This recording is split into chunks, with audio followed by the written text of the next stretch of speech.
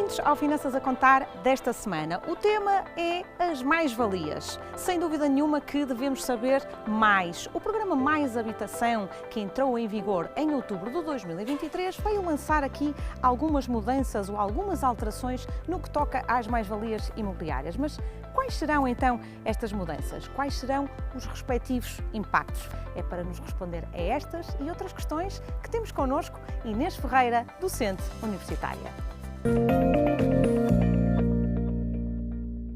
Inês, antes de passarmos às questões, o Finanças a Contar foi à rua saber o que é que os portugueses têm a dizer sobre o tema das mais-valias. Vamos ver? Vamos lá.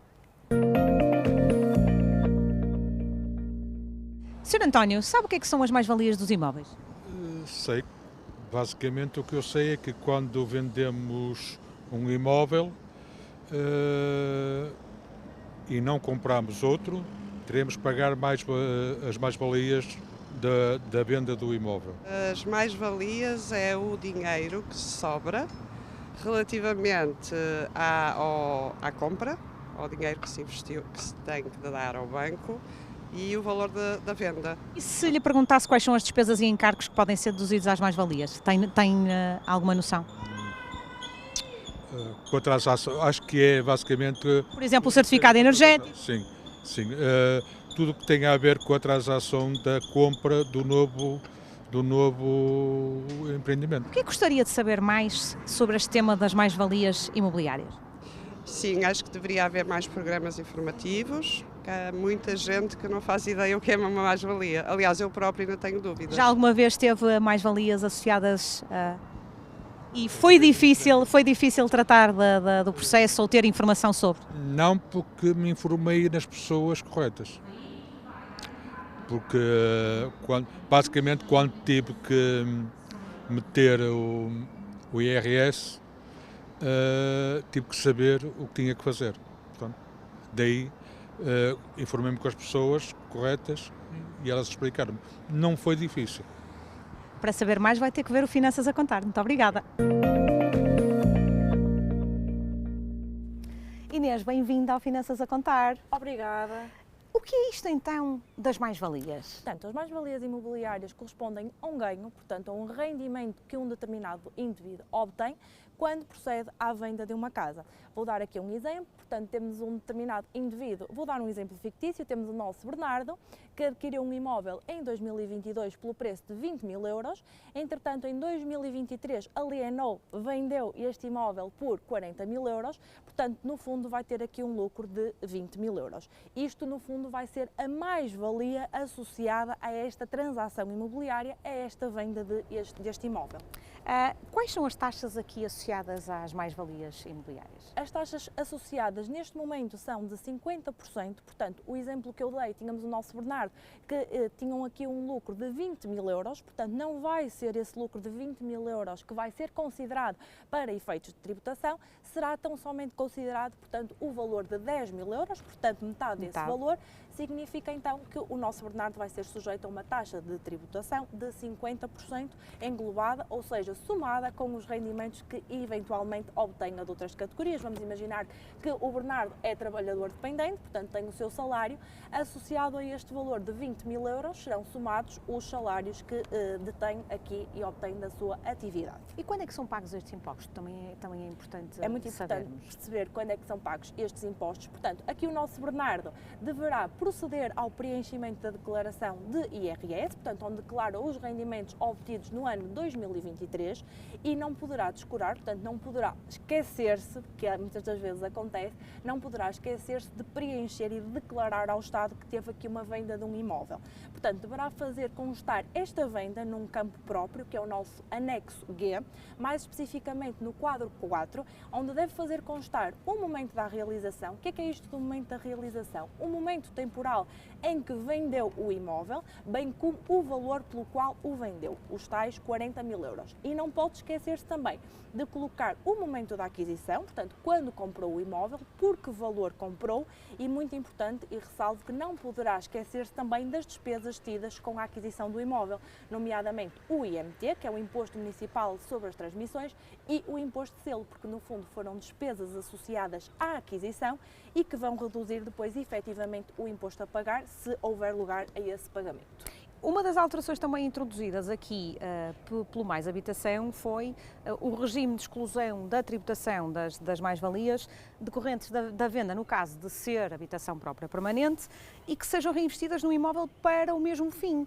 Gostava que falasse um bocadinho sobre isto, Inês. Sim, isto, portanto, digamos que com o Mais Habitação, portanto, com a Lei 56/23, que entrou em vigor em outubro, tem vindo muito à tona, digamos assim, a questão da possibilidade de exclusão de tributação quando existe um reinvestimento, que é isto do reinvestimento. Portanto, há um lucro, mas que vai ser canalizado para adquirir um imóvel para a habitação própria e permanente. Como esclarecer quem nos está a ouvir, que não é de agora. Existiram requisitos adicionais. Portanto, até então, para procedermos aqui a um reinvestimento e haver a exclusão de tributação no que diz respeito aos imóveis, era necessário então que o imóvel que nós vendíamos estivesse afeto à habitação própria e permanente, por um lado, e por outro lado que houvesse uma manifestação do interesse do reinvestimento num prazo compreendido entre 24 meses anteriores e 36 subsequentes.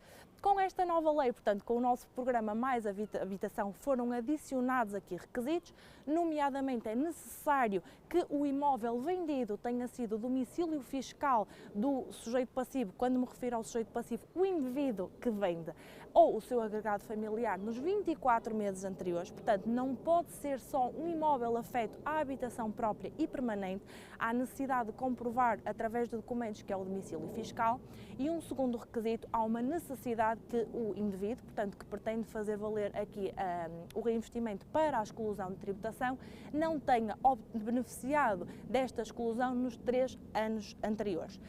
Um exemplo prático, vamos imaginar que temos então o nosso Bernardo, que tinha este imóvel afeto à habitação própria e permanente, mas, por exemplo, para obter um lugar de estacionamento próximo da casa dos pais, alterou para aí o seu domicílio fiscal. Neste caso, não vai beneficiar da exclusão de tributação. Portanto, digamos que com esta Lei 56/23, o conhecido Programa Mais Habitação, os requisitos tornaram-se mais apertados, portanto, verificar-se-ão situações que vão ficar de fora da tributação cada vez menos. Sem dúvida nenhuma que uma alteração também muito importante a ser comunicada, Inês. Por exemplo, e tenho aqui uma questão que é, no caso de uma herança, a venda de um imóvel, por exemplo, em 2023, por exemplo, no caso do Bernardo, vamos imaginar, não posso investir na habitação, na compra da habitação própria permanente? Pode investir na habitação, na aquisição de uma habitação própria e permanente. Há uma necessidade de afetar o imóvel para habitação própria e permanente e também uma necessidade de comunicar uma alteração relativamente ao imóvel que fazia parte integrante da herança até 48 meses subsequentes à data da realização. Quando eu falo de data de realização, retomando aqui o exemplo do nosso Bernardo, partindo do pressuposto que o nosso Bernardo vendeu aqui o imóvel em 2023, dispõe do prazo de 48 meses para comunicar esta alteração e inscrever na matriz, ou seja, comunicar à conservatória competente esta alteração, sob pena, e vou ressalvar aqui um pormenor, que se não o fizer e comunicar efetivamente reinveste, compra um imóvel que está afeto à habitação própria e permanente, mas não procede a esta alteração, poderá vir mais tarde a ser surpreendido com uma liquidação oficiosa. O que é isto, uma liquidação oficiosa? São as finanças que vão comunicar que, pese embora nós termos beneficiado desta exclusão, não tínhamos lugar, portanto não estávamos elegidos para ser excluídos e, portanto, mais tarde vamos ter que pagar aquilo que fomos isentos no momento da venda. Inês, a venda da segunda habitação para a amortização do crédito dá direito à isenção? Sim, também há uma novidade com o nosso programa Mais Habitação, a venda da segunda habitação, ou seja, uma habitação secundária. Vamos imaginar, portanto, que o Bernardo tem uma casa de férias, o Bernardo pode efetivamente beneficiar de uma isenção desde que o produto da venda, os tais 20.000 euros que demos de exemplo no início, sejam convertidos, digamos assim, para amortizar capital em dívida de um empréstimo que tenha sido concedido para a habitação própria e permanente do próprio Bernardo ou dos seus descendentes. Aqui uma ressalva, porque tenho sido às vezes confrontada com essa situação, e se o nosso Bernardo procedesse aqui, digamos que a amortização de um empréstimo que havia sido concedido aos pais para a habitação própria e permanente, nestas situações não se verifica a isenção de tributação. Portanto, só mesmo para a amortização do próprio ou dos seus filhos. Inês, eu gostava que destacasse aqui mais um bocadinho a questão das mais-valias no que toca, e aqui este ponto também é importante, é vendas ao Estado também dão direito à isenção. Uma novidade também, portanto, como Lei 5623 com o nosso Mais Habitação, as vendas ao Estado também permitem a isenção. Aqui já não falamos de uma habitação própria e permanente, portanto, são imóveis destinados à habitação, seja ela própria e permanente ou secundária, dão lugar a esta isenção. Ressalvar que nem todos os casos de vendas ao Estado permitem essa isenção. Nomeadamente, vamos partir do pressuposto que o Bernardo tinha o seu domicílio fiscal num paraíso fiscal, ou seja, num regime favorável do ponto de vista fiscal, as Caraíbas, por exemplo. Então, o Bernardo, neste caso, se procedesse à venda de um imóvel ao Estado, não beneficiava aqui desta exclusão de tributação, desta isenção.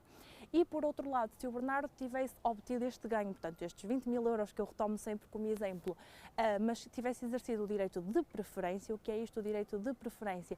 Preferir na venda, neste caso também não tinha lugar à isenção. Portanto, são dois requisitos negativos, ou seja, duas situações em que não há lugar à isenção, ainda que haja uma venda dos imóveis ao Estado. Inês, para finalizar, só percebermos, porque acho que é muito importante também este ponto, o que é isto de vendas ao Estado? As vendas ao Estado são, no fundo, o Estado adquirir imóveis que são de particulares, portanto, o Estado ou as câmaras municipais, pessoas coletivas de direito público, adquirirem, por exemplo, ao nosso Bernardo, um imóvel que ele tenha na cidade do Porto, na cidade de Braga, e, portanto, ficarem com o imóvel para depois darem-lhe o destino que assim entendam. Inês, obrigada. Muito obrigada. Obrigada.